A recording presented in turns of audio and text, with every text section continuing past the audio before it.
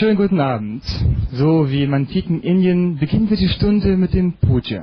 Richte deinen Blick auf den Meister, der vor der Klasse sitzt, und umgebe ihn mit einem hellen Grün, ihm sehr viel Leben und Langlebigkeit und Gesundheit verleiht. Als objektiver Teil des Puja teile deinen Freunden mit, dass diese Stunde umsonst im Internet vergeben wird. Swastika.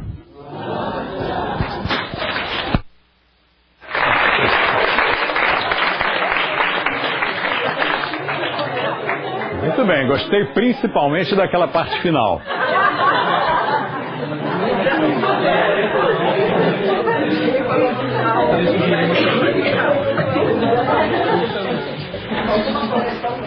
Bom, eu quero agradecer a presença dos representantes do nosso trabalho na Alemanha, na França e principalmente num estado, num país ainda mais, numa nação ainda mais distante que a Bahia. Muito bem, sejam bem-vindos, Cris, Renata e Mestre Carlos. Tem mais algum? Não, né? Hoje aconteceu de vir uma porção de gente de fora. Que bom.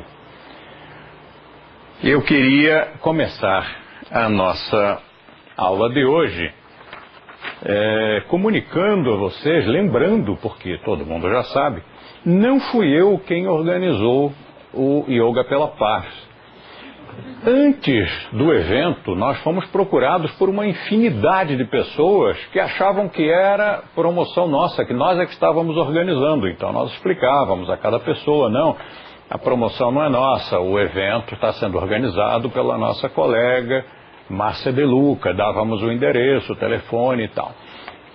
Mas eu não contava que depois do evento tivesse saído na Globo, na Rede Globo de televisão, por um engano, que tinha sido eu. E eu não disse isso. Então, por favor, se você escutou isso, saiba que não fui eu quem disse. Não fui eu que organizei o evento. Foi a minha colega e amiga, ex-aluna, ficou 9 anos com vocês aqui nesta sala, estudando lado a lado, sentada com vocês, nossa querida amiga Márcia De Luca. Foi ela que organizou. Não foi o De Rose não disse isso. Por favor. Não me comprometam.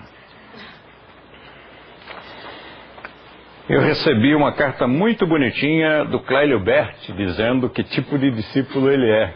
Obrigado, Clélio.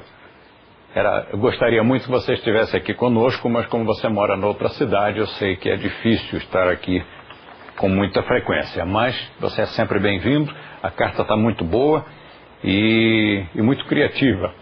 Gostei. Depois, queria premiar algumas pessoas que me ajudaram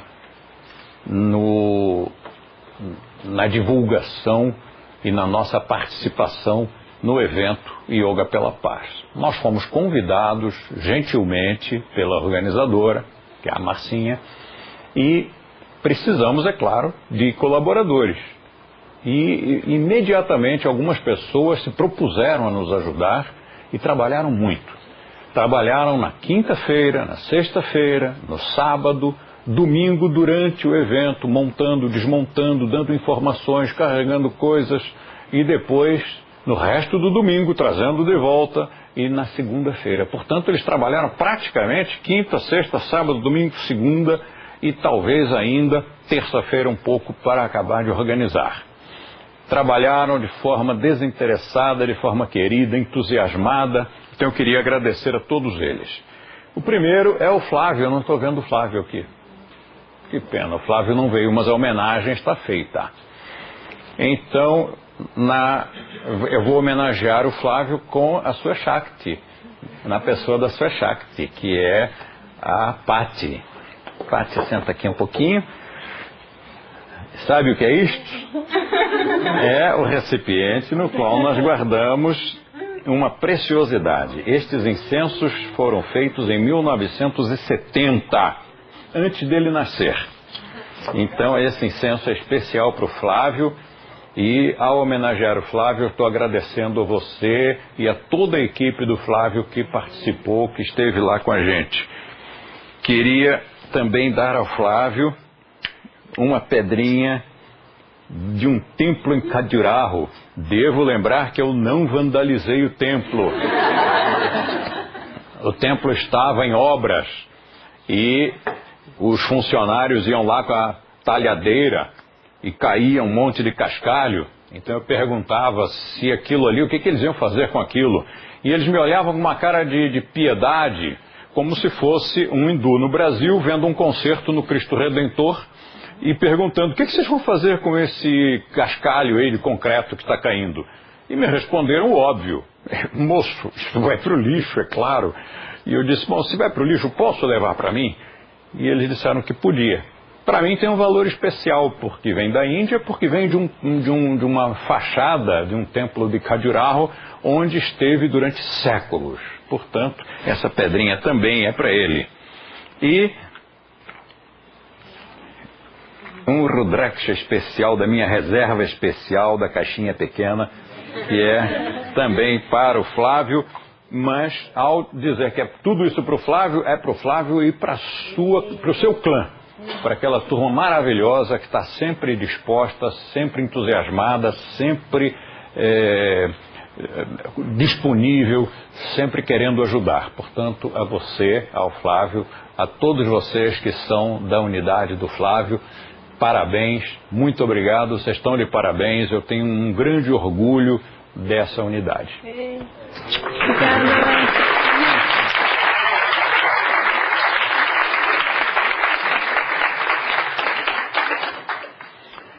Agora, houve gente, como eu disse, que trabalhou quinta, sexta, sábado, domingo, segunda, e trabalhou pesado, porque eu vi aqui, carregando pacotes, carregando mesa, carregando cadeira, porque nós ganhamos um stand por cortesia da organização do evento. E foi um stand enorme, foi um stand de 5 por 5, 25 metros quadrados. E essa cortesia nós tínhamos que fazer jus, montar um stand bonito, elegante, com flores, com decoração, com estantes, com tudo, com som, com o vídeo da Rosana, não? O vídeo gravado pela companhia Swastika de Artes Cênicas, com coreografias maravilhosas, lindíssimas, feitas em teatro e gravadas em DVD. Existe esse DVD disponível, chama-se Show de Swastika. É muito importante que todas as nossas unidades tenham e exibam esse DVD, especialmente em situações assim, em circunstâncias públicas. Também é muito importante que todos os instrutores tenham, que todos os alunos tenham, porque uma imagem vale mais que 1000 palavras. E quando alguém quiser saber, mas como é que é esse Swastika, esse tal de yoga, um familiar, um amigo, é só mostrar o vídeo. Está aqui, ó, é isso. Ah, mas isso é muito diferente do que eu imaginava, é muito mais bonito, elegante, artístico, técnico. Pronto, é isso que nós fazemos. Bom, essas pessoas foram a Filipa, vem cá Filipa, a Ju, o Bruninho e a nossa querida Vivi, a Virgínia. Vamos sentar aqui. Todo mundo sentadinho, espremidinho aqui. Cabe mais um? Pronto, coube. A gente sempre dá um jeito. Então, a eles eu quero oferecer 3 cursos meus de presente. Um Rudraksha da reserva especial.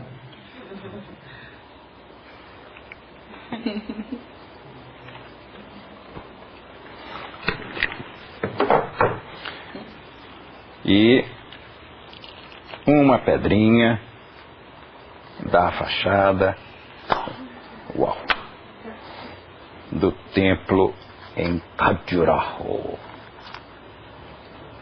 E olha, tá acabando, né? Agora tenho que voltar lá e esperar que estejam fazendo outra reforma. Se não... Bom, queria agradecer muito a vocês. Realmente vocês foram a mão na roda. Vocês mostraram que são realmente Swastika Yogins. Vocês são guerreiros a toda prova. gente nossa com a quinta característica, com o sentido gregário. Sem vocês, que estavam realmente aqui agitando quinta, sexta, sábado, domingo e segunda, eu não teria podido montar aquele stand maravilhoso e retribuir a gentileza que a Márcia nos fez, nos oferecendo essa possibilidade. Então, a vocês, muito obrigado e vamos continuar assim. Obrigado.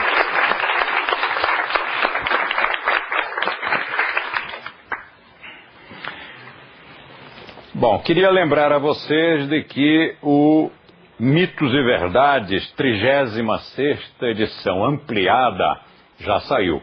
Eu estou inclinando assim para ver se não dá reflexo. Tá bom assim? Beleza. 36ª edição com mais 52 páginas. O livro está ficando grosso, está ficando mais grosso, está ficando mais pesado, mas continua divertido e com cada vez mais material. Material de valor histórico e também com muito ensinamento de yoga aqui dentro. Este exemplar, esta edição, esta 36ª edição, é praticamente um livro novo. E recomendo a todos os que já tenham lido, especialmente aos instrutores, que leiam, estudem esta edição, porque se não o fizerem, seus alunos saberão mais do que os instrutores, porque esta edição está mesmo quente. Pronto, agora vamos ao que interessa. Vamos à nossa matéria de yoga. Hoje eu vou falar novamente sobre um tema do qual temos falado de vez em quando, que é o conjunto de características do Swastika Yoga. Obrigado. Não sei se vamos ter tempo de abordar todas as características, mas vamos começar de novo, do zero. Por mais que a gente fale, as pessoas às vezes estão olhando, eu vejo aqui na nossa turma, e é uma turma selecionadíssima, porque está sempre do nosso lado, está sempre presente, em sua grande maioria são instrutores. Se não são instrutores, são alunos escolhidos a dedo, alunos muito antigos, muito dedicados, que leram os livros, que frequentaram cursos. E apesar disso, quando eu explico aqui, eu olho as carinhas e vejo aqueles olhinhos bonitinhos e aquelas cabecinhas fazendo assim. É isso mesmo. Aliás, eu já ouvi isso um monte de vezes, não sei por que você está falando outra vez, eu já sei isso.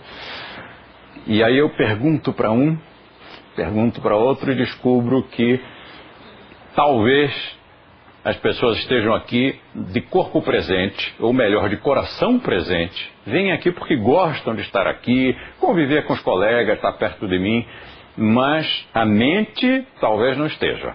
Porque ao fazer uma pergunta eu percebo que a matéria ainda não está 100% assimilada.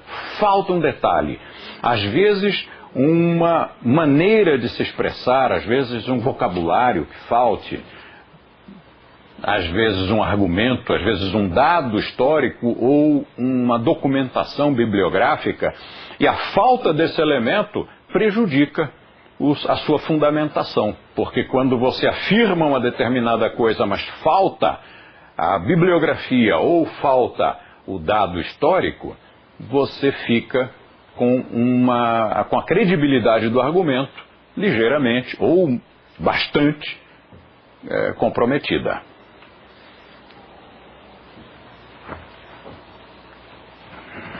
Então, vamos ver as características do Swastika Yoga.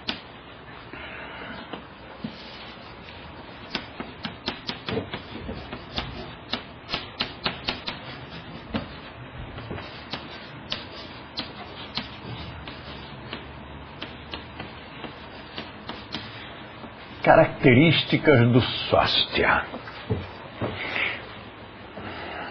Numa aula recente, eu cheguei a comentar com vocês. Imagine um aluno seu se encontrando com um praticante de outra linha de yoga, os dois com a sua medalhinha,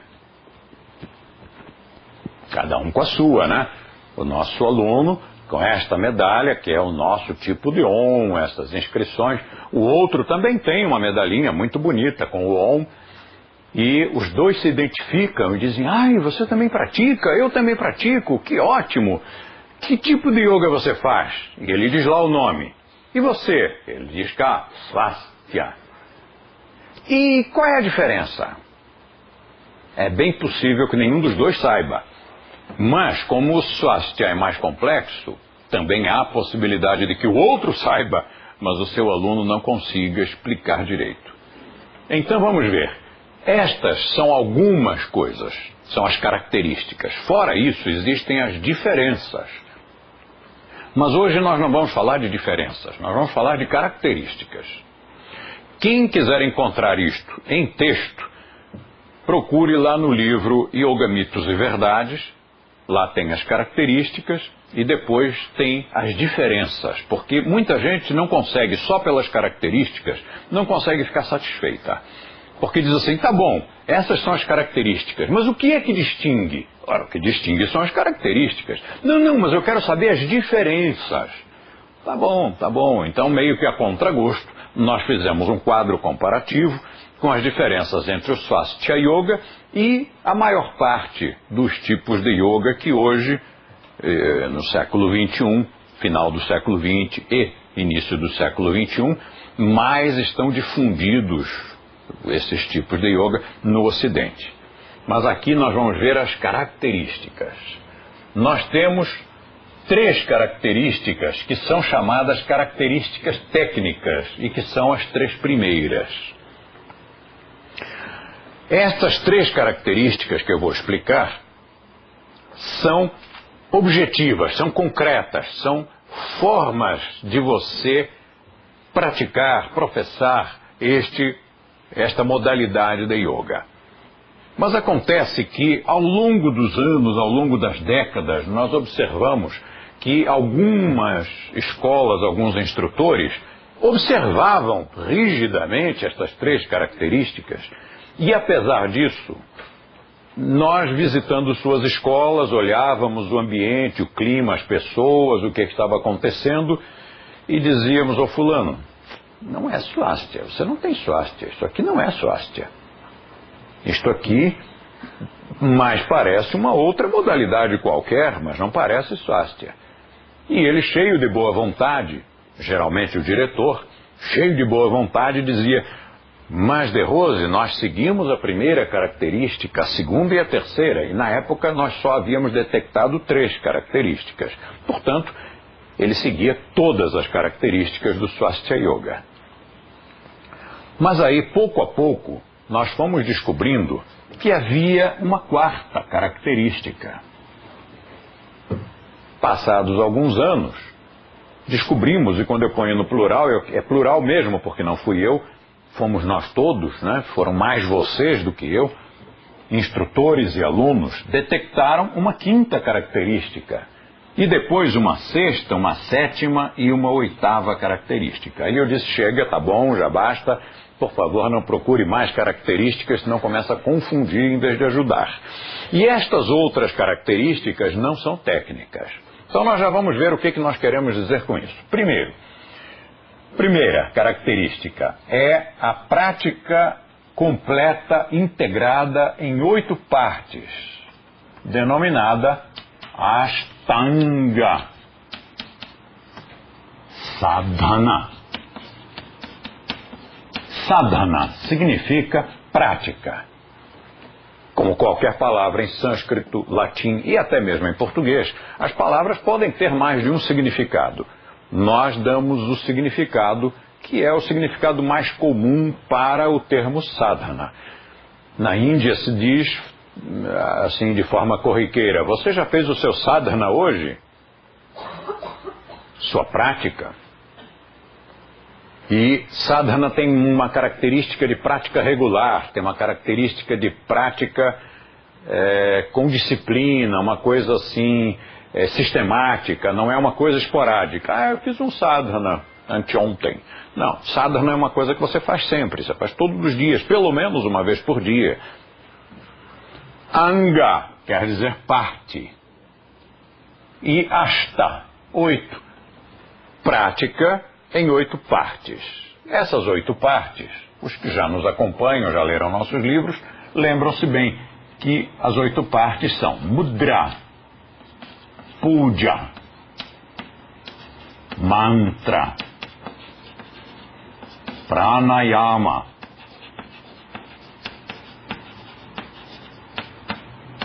pratyahara, certo? Cuidado para não, porque eu já vi isto acontecer em prova. Existe o Ashtanga Yoga, que é o Yoga de Patanjali. Quando você chega aqui em Pranayama, é comum embaralhar os dois, porque de Patanjali é Yama, Niyama, Asana, Pranayama, Pratyahara, Dharana, Dhyana, Samadhi. E este aqui, o Ashtanga Sadhana, é Mudra, Puja, Mantra, Pranayama, Kriya, Asana, Yoga Nidra,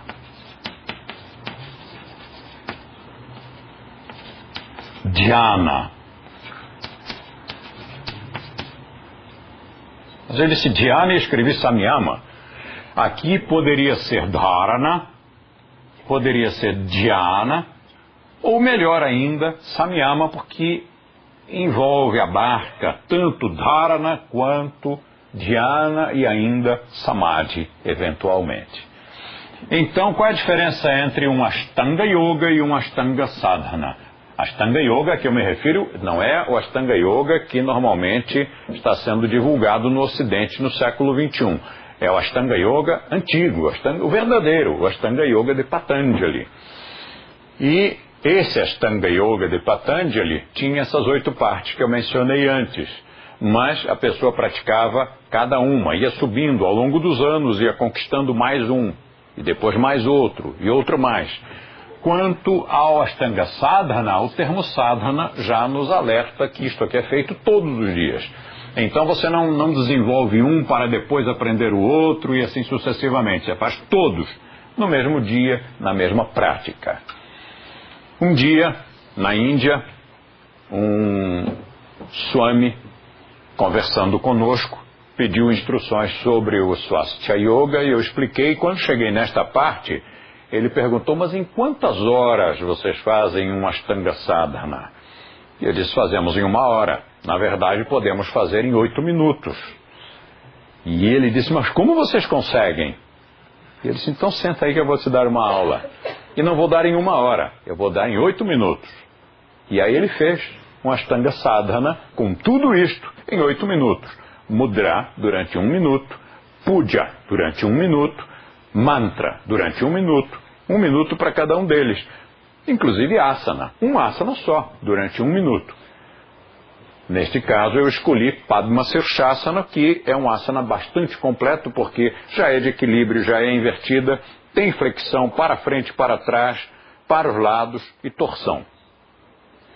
E quando completamos em 8 minutos, ele ficou perplexo, porque viu que realmente, tranquilamente, sem correr, sem embaralhar nada, nós fizemos 8 feixes de técnicas em 8 minutos.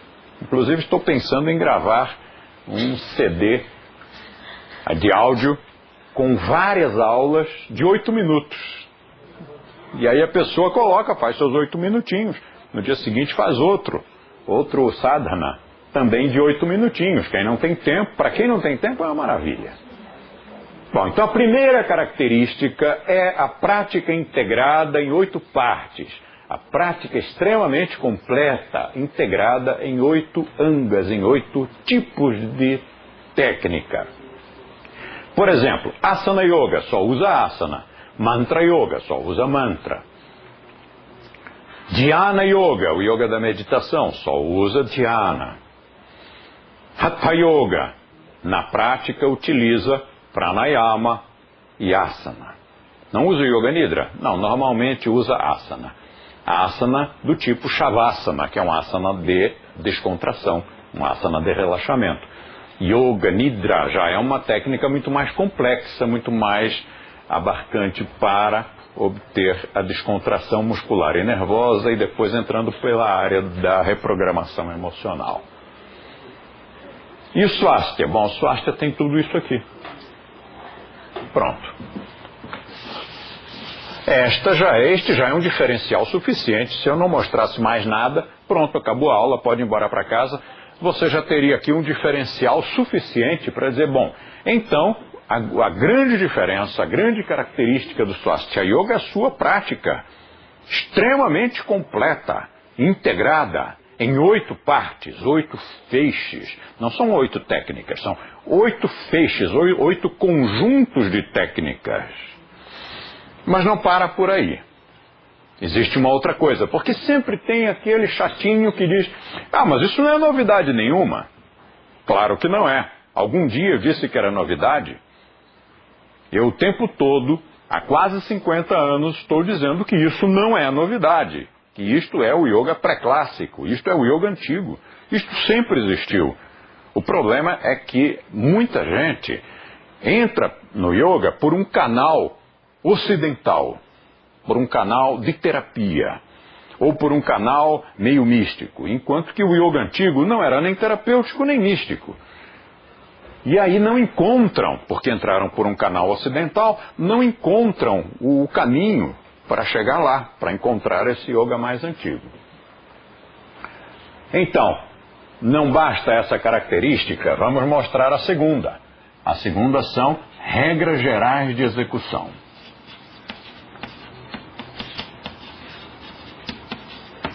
Regras gerais de execução, regras explícitas de execução. Em alguns textos, a gente quase encontra regras gerais. Você vai lendo e diz, ele agora vai falar que tem uma regra geral, mas não fala. Então, o que significa isso? Que o autor não sabia? Talvez o autor não soubesse, mas talvez soubesse e não tivesse consciência de que sabia. Por exemplo, vou demonstrar um fenômeno extraordinário. Vocês viram o fenômeno do movimento de um corpo no espaço. Todos nós hoje sabemos que isso se deve a uma lei, a lei da gravidade. Mas antes de Newton, ninguém sabia. Tudo caía. Todo mundo sabia que tudo caía, mas ninguém sabia explicar. Ninguém tinha uma explicação técnica, prática, científica, natural a respeito da força da gravidade. O mesmo ocorre com as regras gerais. Não é novidade alguma. As regras gerais sempre existiram e eu venho dizendo isso ao longo desses anos todos. A grande contribuição da sistematização do Swastika Yoga é que nós explicitamos, nós escrevemos as regras. São 8 regras e cada uma dessas regras é muito precisa e praticamente não tem exceções. Em princípio, toda regra tem exceção. Então, nós, se escarafuncharmos bem, nós vamos achar uma exceção. Mas é exceção. As exceções são, se houver, são extremamente pequenas. Regras gerais de execução, o que é isso? Regras gerais são observações feitas sobre um padrão de comportamento. Nós observamos que sempre que, digamos, uma flexão lateral é feita, ocorre uma expiração. Sempre, praticamente sempre. Então isso é uma regra. Olha como isso vai facilitar. Ao invés de o professor, ao dar aula, ficar com aquela cantilena, inspire, expire, inhale, exhale. Isto ocupa, imagine-se a cada asana, o instrutor disser isso 2 ou 3 vezes, e devemos considerar aqui o fato de que em outras modalidades de yoga as técnicas são repetidas, portanto, um dos asanas será repetido 3 vezes, outro talvez 5 vezes, e eu já vi em aulas na Índia de Hatha Yoga, uma pessoa me fazer 70 vezes um Trikonasana. Então, digamos 2 vezes ou 3 vezes só. 3 vezes que o professor diga Inspire e expire. Inspire e expire. Inspire e expire.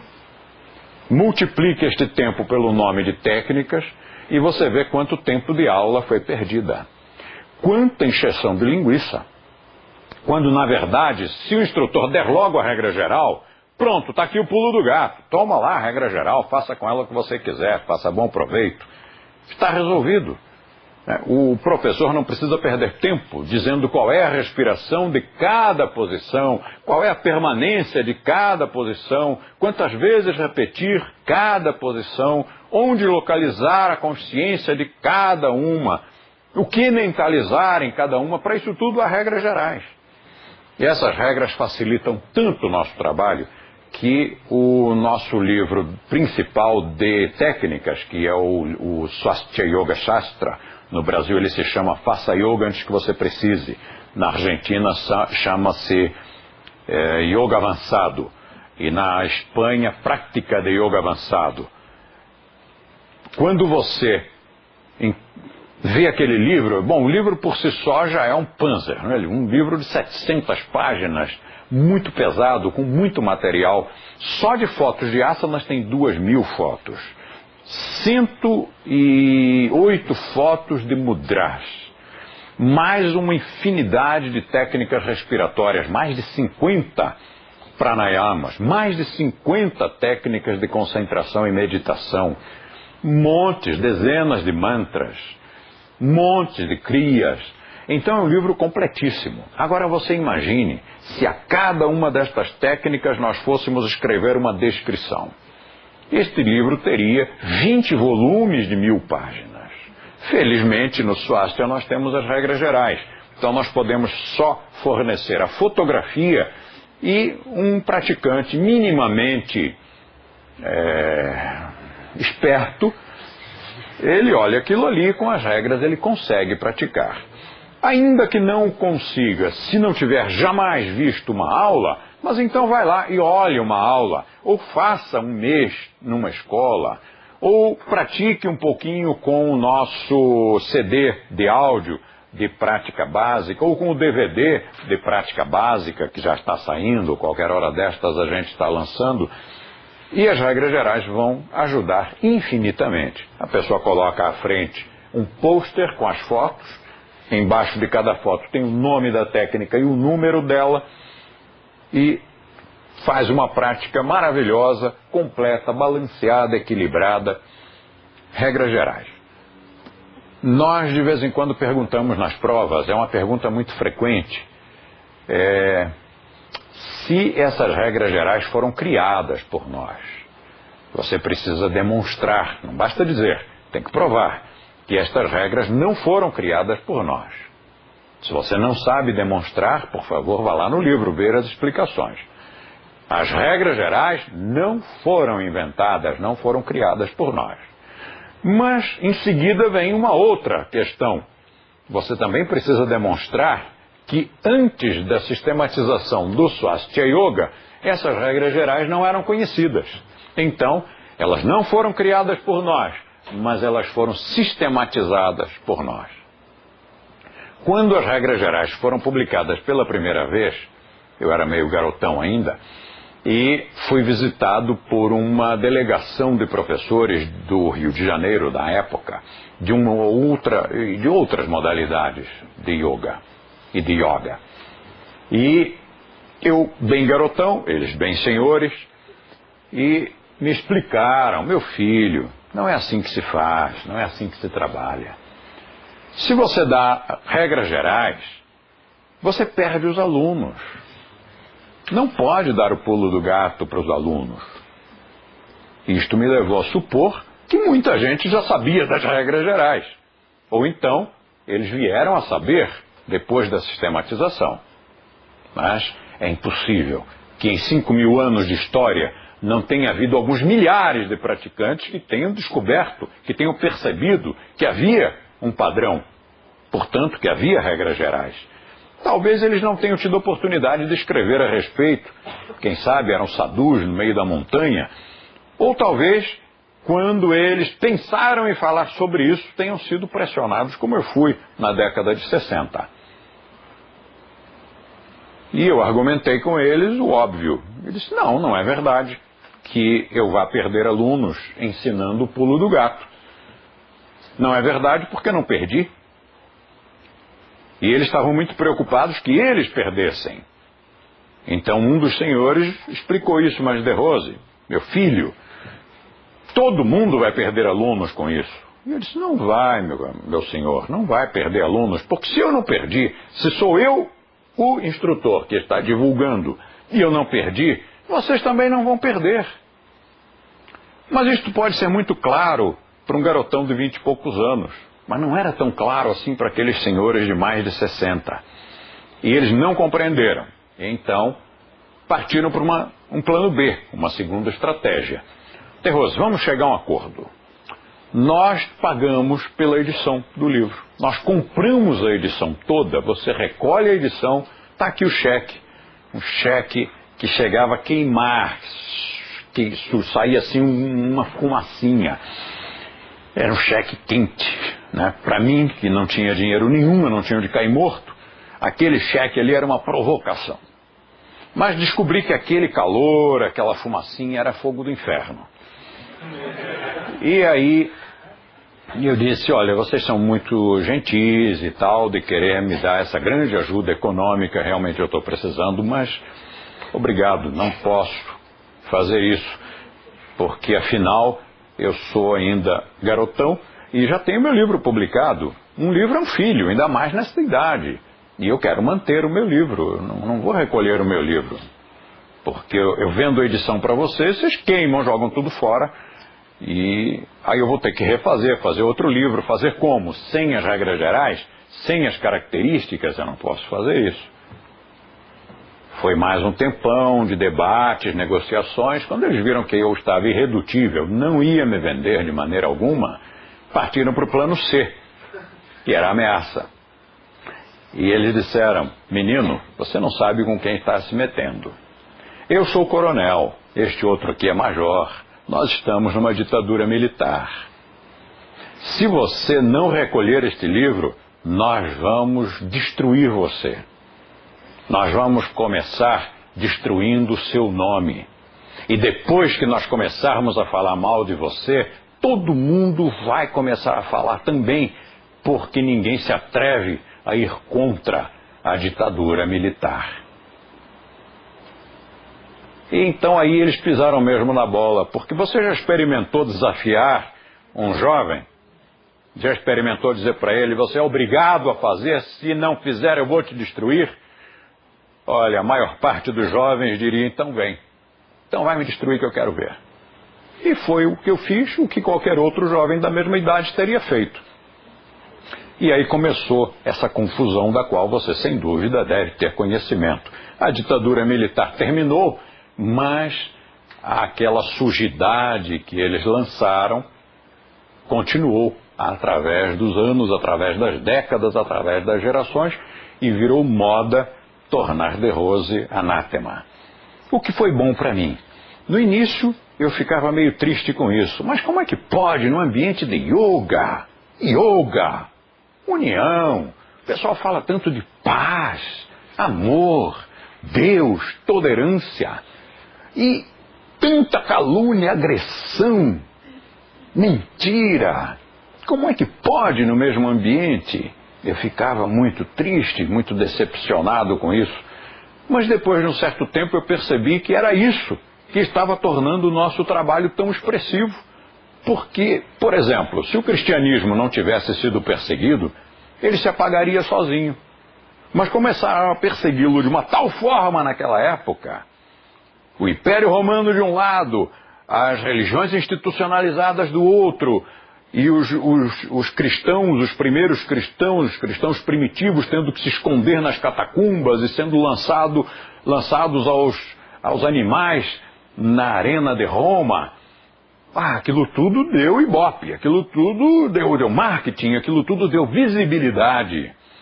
E o resto é história. O cristianismo acabou se tornando a maior religião do Ocidente, com 2 bilhões de seguidores nas suas diversas denominações. Da mesma forma, quando isto começou a acontecer, eu fiquei triste e depois percebi, é melhor mesmo que ataquem, porque quanto mais criarem polêmica em cima disso, maior será a visibilidade. E aí escrevi uma frase, um sutra, que diz assim: quanto mais se golpeia um gongo, mais gente o escuta. E assim, eu hoje estou sendo escutado por você aí em casa. Então, as regras gerais não foram criadas pelo De Rose, mas, por outro lado, sempre existiram. Como a força da gravidade sempre existiu, mas os grandes físicos, os grandes arquitetos da antiguidade que construíram as pirâmides, que construíram a Acrópole, que construíram os jardins suspensos de Nínive, na Babilônia, todos eles construíram aquelas obras impressionantes sem conhecer a lei da gravidade. Aí um dia, um físico, Newton, decide decretar a lei da gravidade. Pronto, a partir de hoje existe. Não, sempre existiu. Ele apenas detectou, ele apenas viu que existia. Foi exatamente isso que fizemos. Apenas um dia vimos que existia e escrevemos. Aí começou. Foi um dos motivos pelos quais começou a polêmica. Depois, a demonstração, a execução com formato de coreografia. São as práticas encadeadas, são as técnicas encadeadas, brotando umas das outras. Nós chamamos a isto coreografia, para explicar numa palavra só. Em vez de técnicas encadeadas, brotando umas das outras, coreografia. Pronto, você pratica em formato de coreografia. Você demonstra em formato de coreografia. É lindíssimo. Ah, bom, mas isto é novidade. Isto fomos nós que criamos. Tampouco. Isto aqui era a forma primitiva de executar, do tempo em que as pessoas não repetiam as técnicas. Repetir as técnicas é muito mais recente do que nós imaginamos. Os antigos imitavam a natureza. E na natureza, os animais fazem uma vez cada posição. Eles se espreguiçam uma vez e acabou. Nós não repetimos as técnicas a não ser em situação de exceção.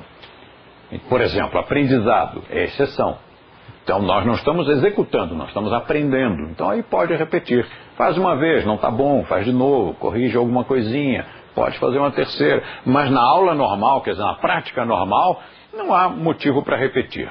Quando você tira o sumo de uma laranja, você não tira outra vez da mesma laranja. Você tira todo o sumo. E agora, outra laranja. Não faz sentido tirar o mesmo sumo outra vez da mesma laranja. Você já tirou. Então, faz o asana, explora o máximo possível, depois muda, passa para outro, não repete. Estas são, portanto, as 3 características técnicas. É uma forma de executar. Mas depois surgiu a 4ª característica, que nós chamamos de a parábola do croissant, sobre a qual foi escrito um livro do nosso colega de Bona, de Florianópolis. Então, vamos pôr aqui o nome do livro dele. Parábola do croissant. Por que parábola do croissant? Na verdade aqui é público certo. Mas isto é uma maneira de você memorizar e não fazer confusão, porque é óbvio que não existe nenhuma intenção de exclusão de quem quer que seja, nem de discriminação, senão não seria yoga, não seria swastika. Mas existe um público que nasceu para tocar violino. Aquele rapaz ali nasceu para ser violinista. E aquele nasceu para ser lutador de luta livre. Vamos trocar. Você vai lá e aprenda violino. E você vai lá no ringue, que eu quero ver você lutar. Talvez dê certo. Talvez eles consigam superar os seus condicionamentos culturais e hereditários, seu ADN, e venham a se tornar muito bons naquilo ali. Mas a tendência não é essa. A tendência é que aquele rapaz sensível, que tem uma alma artística e que pegando num violino ele vai fazer o que ninguém faria, talvez aprendesse até sozinho. E aquele outro que é um tanque de guerra, que dentro de um ringue ninguém consegue vencê-lo, que ele entra como um rolo compressor vencendo todos os adversários. O mais provável é que cada um deles tenha que ser cultivado naquilo em que sua herança genética já lhe proporcionou. E por isso, normalmente, cada um já vai mesmo buscando a área com a qual tem uma afinidade. Então aqui trata-se de encontrar, não doutrinar, não catequizar, não converter, mas encontrar a pessoa que sempre quis fazer swastika, que sempre quis estar na nossa cultura, na nossa família, que sempre pensou como nós. E muitas vezes nem sabia, porque a yoga, minha avó fez yoga. É uma coisa meio parada, né? É terapia, mas eu não preciso de terapia. Eu sou jovem, estou saudável.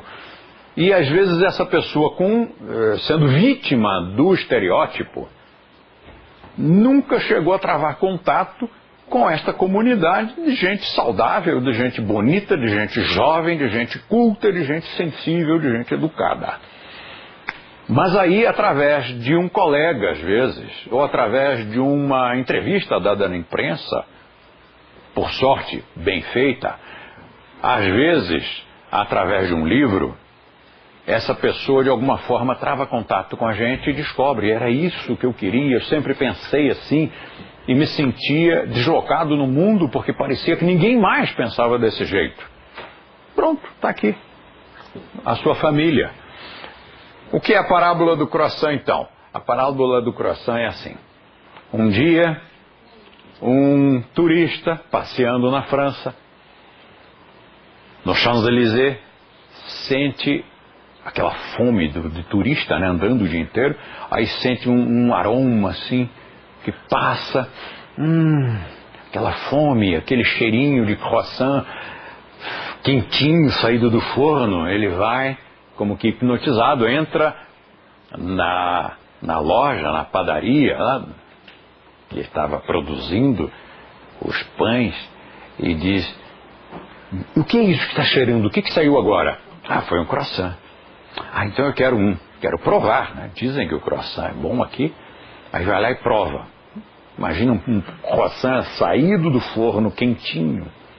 Ele morde e está, como é?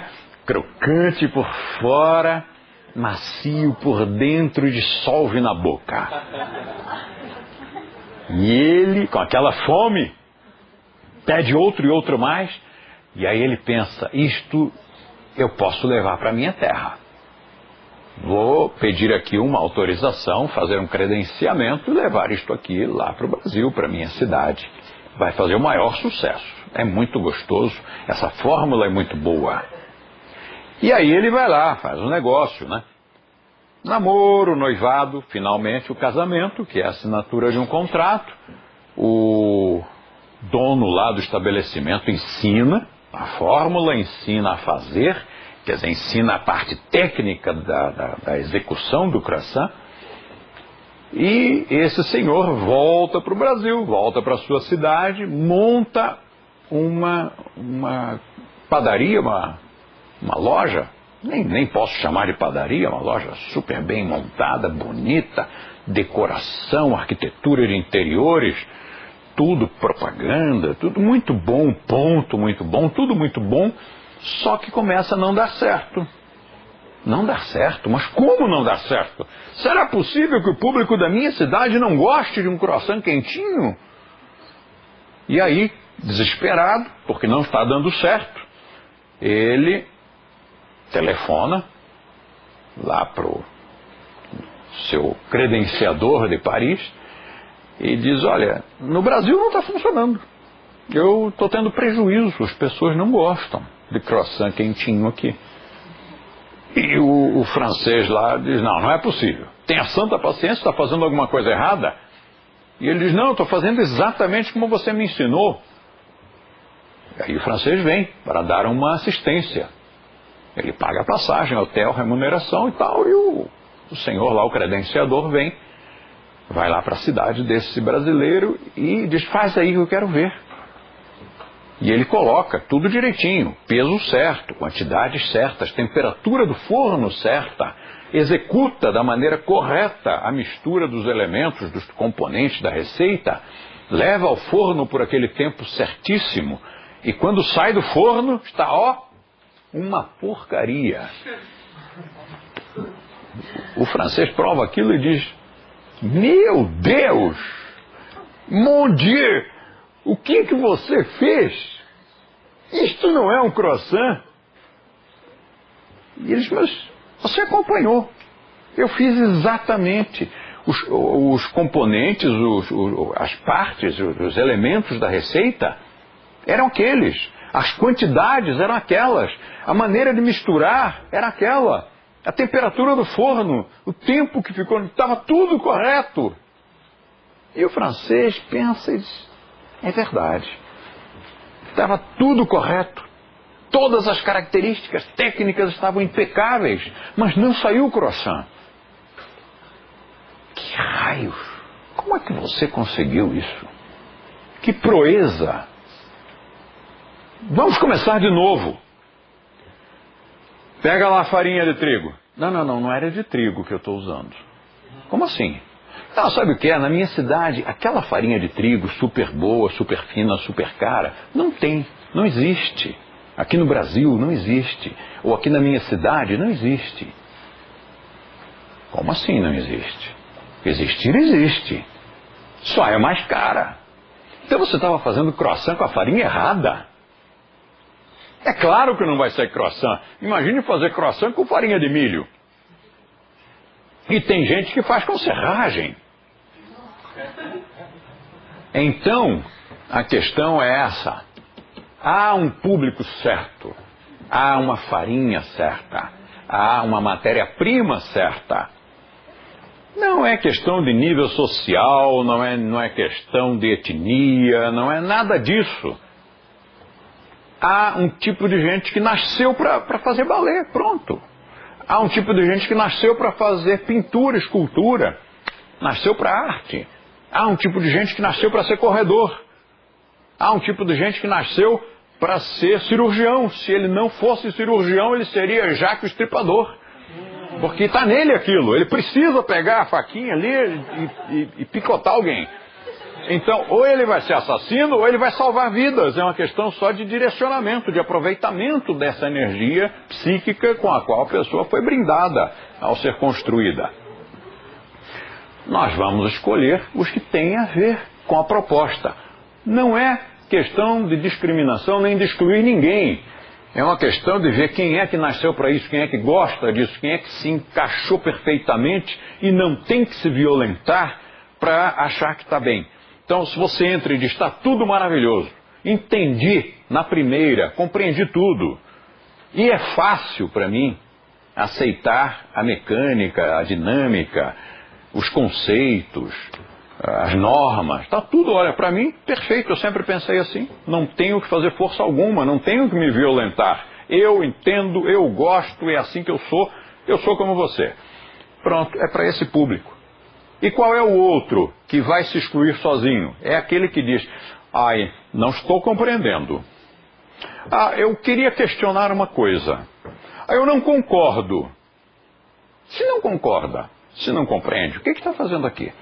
Então, com o tempo, essa pessoa sai sozinha. Não fomos nós que mandamos embora, foi ela que percebeu. Eu acho que eu não nasci para fazer esgrima. Eu digo isso porque eu fui fazer esgrima. Adorava a imagem. Aquelas fantasias que a gente tem, esgrima, olha que coisa maravilhosa. Só que quando eu fui fazer esgrima, não gostei, não nasci para aquilo, pronto. Tinha que segurar o florete com 3 dedos numa posição de mão que me incomodava. né? Eu queria segurar mesmo ali a empunhadura, não podia, tinha que segurar assim, e outras coisitas mais. Então, pronto, saí. O que eu vou fazer? Eu vou ficar lá dentro dizendo para o meu professor, que era um russo, vou chegar para lá, da Svedania, olha, eu discordo de tudo, tem que segurar assim, mas eu sou professor, você é aluno. Mas eu não concordo. Que coisa ridícula. Como que eu não concordo? Ele é o professor, eu sou o aluno, eu não sou nada ali dentro. Então, se eu não gostei, paro, saio, vou fazer outra coisa. Pronto, fui fazer outra coisa. É isso, parábola do croissant, público certo. Quarta característica. Quinta característica, sentido gregário.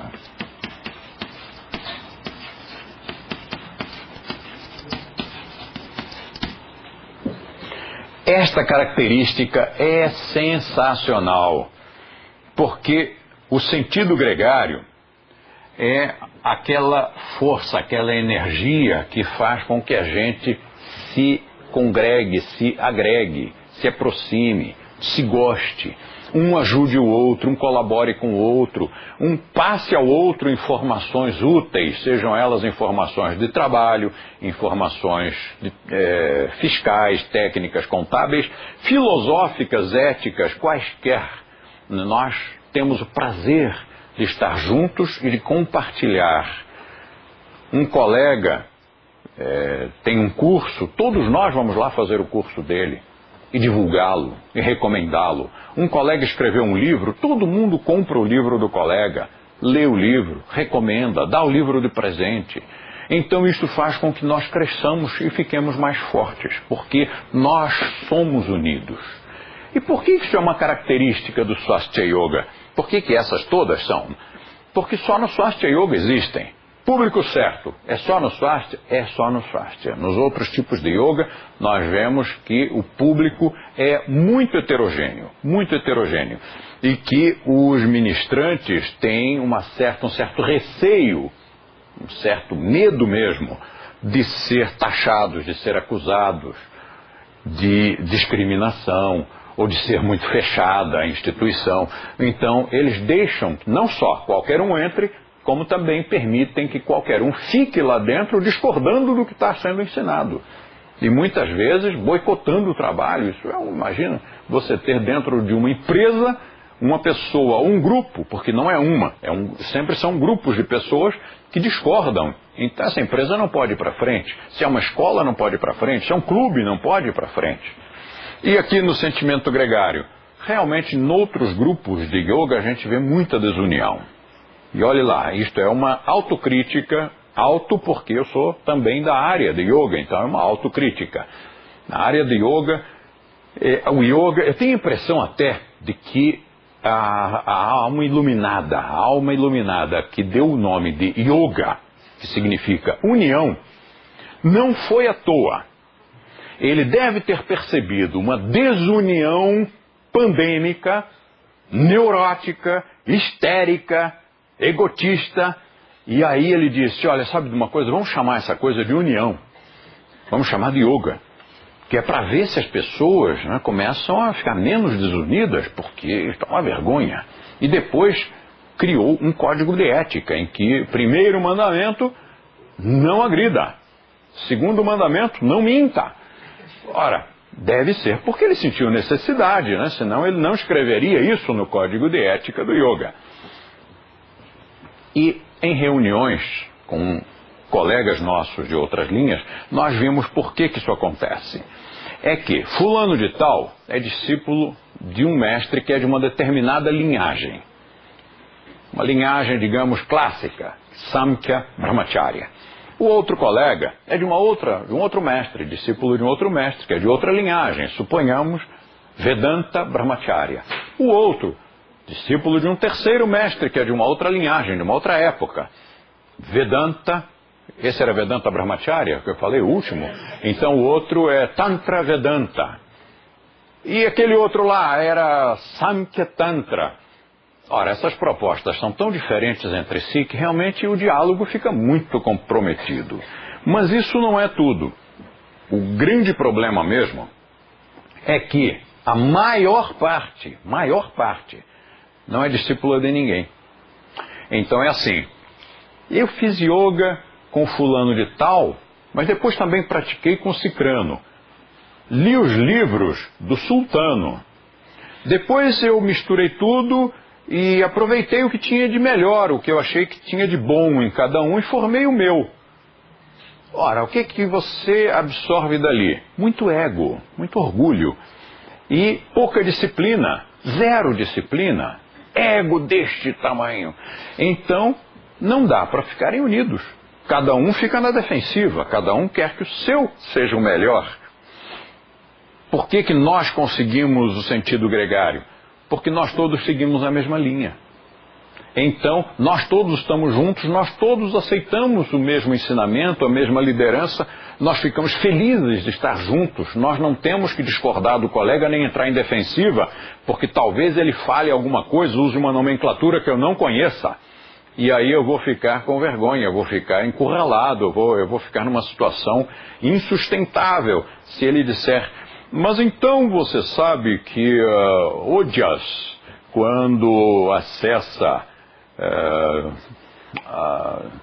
deixa eu ver uma palavra aí, quando Bujangini sobe e se transforma em Odias, e você diz, ai que raio, não conheço essa nomenclatura, o que esse cara está querendo dizer com isso? Nada, ele não quer dizer nada com isso, ele está querendo realmente te enrolar, ele está querendo se exibir, ele está querendo se autoafirmar em cima de você, usando uma nomenclatura supostamente verdadeira, mas nem sempre. Muitas vezes ele inventou aquilo em casa, tomou cuidado de inventar, ou cavou aqui e ali um livro e outro, né, achou as palavras mais complicadas para que quando ele se encontrasse com um colega ele pudesse vomitar aquilo tudo em cima do colega e o colega ficasse com cara de bobo. E aí o que acontece é que realmente eles entram todos em defensiva. O cara vai falar uma coisa com a qual eu não concordo e nem sei do que ele está falando, não conheço, e nós não. Nós, quando um fala, o outro responde no mesmo termo técnico, mesmo princípio. Portanto, o sentido gregário para nós se desenvolveu de uma maneira muito bonita, muito bonita. Nós sempre temos o prazer de compartilhar, o prazer de colaborar, o prazer de dividir as coisas, os sucessos e os insucessos. Um ajuda o outro, todo mundo participa. E aí, o sentido gregário se subdividiu e surgiram aqui 3 importantes subdivisões da quinta característica. A primeira subdivisão é o gosto pela cultura, o gosto pela leitura. Há pouco tempo, uma grande revista, uma revista de circulação nacional aqui do Brasil, publicou uma estatística, um levantamento, dizendo quantos livros lia por ano um brasileiro, um europeu em geral. Eu acho até meio ruim falar de europeu em geral, porque a Europa é muito grande, tem uma porção de culturas diferentes. Mas, enfim, nas Américas a gente também tem essa tendência, né? Oriental, europeu, né? Mas, na verdade, cada país da Europa tem lá o seu nível, né? O seu coeficiente. Mas, enfim, estava lá. Na Europa, tantos livros por ano um cidadão normal, em média, lê. No Brasil, muito pouquinhos. E outros países, outras regiões do mundo. E quando nós fomos comparar, o nosso pessoal, vocês e os seus alunos, leem por ano muito mais do que a média europeia. Porque nós desenvolvemos o gosto pela leitura. E muitos pais nos comentam isso. O que vocês fizeram para o meu filho gostar de ler? Eu insistia e ele não queria saber de ler livro. E agora toda hora me aparece com um livro na mão. Tá bom? É que não dá para insistir. Não é para insistir, não é para mandar, não é para doutrinar, não é para dar bronca. É para estimular. E qual é a melhor maneira de estimular o gosto pela leitura? Ter livros interessantes, e cá, modéstia às favas, os nossos livros são muito interessantes, né? As pessoas leem, dão risada, é assunto sério, mas a pessoa se diverte lendo aquilo lá e com isso quer continuar a ler. É uma leitura, realmente, os nossos livros são livros muito bons. E a gente percebe quão bons eles são quando, depois que o pessoal já leu, a nossa literatura recomendada, a primeira literatura recomendada, nós precisamos avançar mais, porque não podemos ser leitores de um autor só. Então, tá bem, não é um autor só.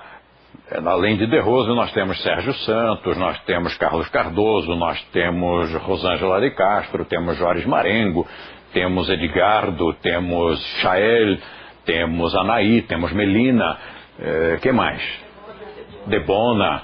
Temos uma porção de autores, não somos leitores de um autor só, mas também não somos nem podemos ser leitores de uma modalidade só. Então, na nossa bibliografia recomendada, nos meus livros, lá estão 50 obras, inclusive de autores de peso, como é o caso do Feuerstein, do André van Liesbeth, do Sir John Woodroffe e outros, assim, pesados, importantes, né? Famosos, Shivananda e outros.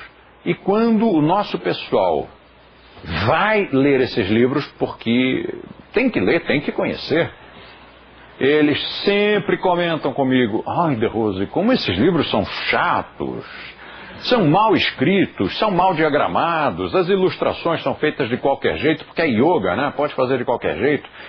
Às vezes até uma fotografia de cabeça para baixo. Num desses livros tem uma foto de cabeça para baixo, não houve revisão.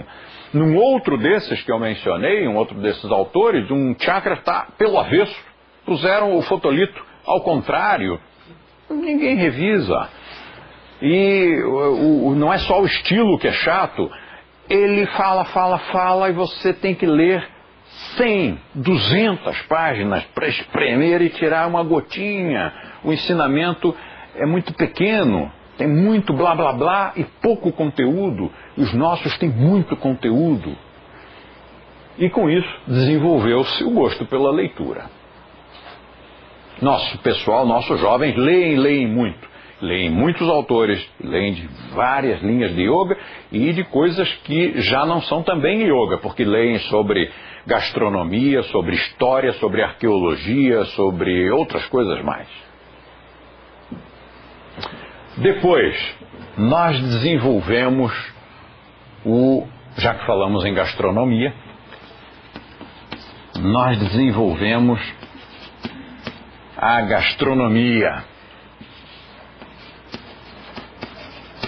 E esse é outro comentário que os pais fazem. Meu filho nunca entrou ou minha filha, pior ainda, nunca entrou numa cozinha. Odiava cozinhar. Não sabia fazer nem ovo quente.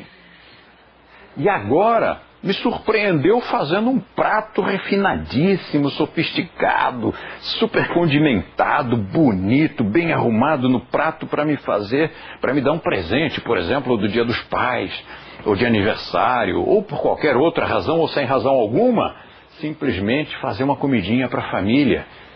Como é que vocês desenvolveram esse gosto na moçada? Também a nossa comida é muito boa. Então é natural que as pessoas gostem primeiro de comer.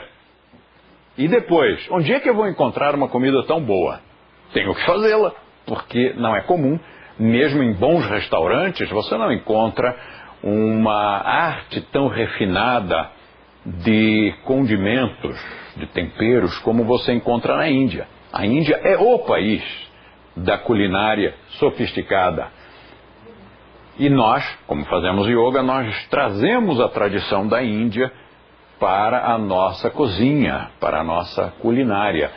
E então as pessoas primeiro são fisgadas pelo estômago. Essa comida vegetariana, afinal, não é natureba. É sofisticadíssima, é deliciosa. E em seguida começa-se a desenvolver o gosto pela execução. Nos cursos, nós temos os cursos de gastronomia, cursos práticos, que tem a execução e depois tem a degustação. Então, essa é outra característica do sentimento gregário, porque nós nos juntamos para ir almoçar em algum lugar, para ir jantar, para tomar chá, ou para fazer uma comidinha na casa de um, na casa do outro, ou numa das escolas. E aí desenvolvemos a gastronomia, o gosto pela leitura, também pelos círculos de leitura que nós temos, né? As pessoas se juntam para ler junto, para estudar em conjunto. E a terceira subcaracterística, a terceira consequência do sentimento gregário é que nós viajamos juntos, viajamos muito, viajamos para fazer cursos, viajamos para ir a festivais e eventos diversos, e viajamos para passear, porque gostamos de estar juntos. Não é fechado, não somos fechados, pelo amor de Deus, para com isso. Nós não somos fechados, mas nós temos prazer, como, por exemplo, um grupo de artistas, um grupo, digamos, de violoncelistas, gostaria muito de trocar ideias, de viajar junto, de ter amigos, também violoncelistas ou violinistas, enfim, músicos com quem tivessem algum tipo de diálogo. Você imagina um rapaz, violinista, violoncelista, flautista, artista, sensível, educado, e aí ele arruma uma namorada grossa, uma namorada que gosta mesmo de um bom, mau caráter. Né? O que ela vai achar do nosso querido flautista, ou violoncelista, ou violinista? Ela vai olhar para o cara e dizer, meu, não dá, né? Você tem que virar homem. Por quê? Porque não falam a mesma linguagem. Talvez ela precisasse arrumar um desportista. Quem sabe ela precisasse ir na night, encontrar algum bom caráter, né? Fumasse, bebesse, tomasse uma boa dose de alguma droga pesada e, enfim, tivesse aquele clima que ela acha que aquilo sim é macho. Né? Então, é normal, é natural que as pessoas queiram conviver entre si. Agora pense no contrário. O cara é um belíssimo de um lutador, de ringue mesmo. A profissão do cara, ele gosta mesmo de se quebrar e quebrar os outros. Beleza. Eu tenho grandes amigos que são exemplos, são virtuosos, artistas da arte marcial. Agora você imagina, esse cara pega uma menininha toda cheia de trique-trique, toda fresquinha. Não dá diálogo. Ou ele arruma amigos. Né? Esse cara sai do ringue e agora vai sair para comer uma pizza com o violinista. Não dá diálogo. Não tem. É difícil. Então não é ser fechado, mas é ter prazer de estar junto com seus pares, de estar junto com seus semelhantes, sem excluir os outros. Mantenha as suas amizades, mantenha seus contatos, enriqueça até mais os seus contatos familiares. Afinal, sentimento gregário também é integração com a família. E, além das pessoas se juntarem para comer, elas se juntam para viajar.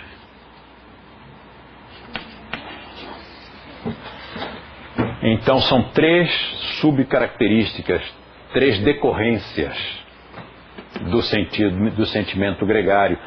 Nós somos o grupo que mais viaja. Se você comparar todas as artes que existem, todos os esportes que existem, todas as profissões que existem, a nossa, se não é a que mais viaja, é uma das que mais viajam. Nós viajamos muito. Já desde quando o praticante é aluno, ele já viaja bastante. Quando se torna instrutor, viaja muito mais. E outra, não viaja só pelo Brasil, ele viaja pelo mundo. Né? O mundo é nosso. Mundus meum est. Sabe o que é isso? Aquele símbolo que é o globo terrestre, o orbe. Você assim, abraçando o orbe. E aqui escrita a legenda. Mundus meum est. O mundo é meu. Porque de fato, para nós que viajamos muito, o mundo nos pertence. Você não é dono da sua rua, ou do seu bairro, ou da sua cidade, ou do seu país. Você é dono do planeta, você é parte dele, você está viajando nessa nave. Ela nos pertence a todos nós, é patrimônio da humanidade.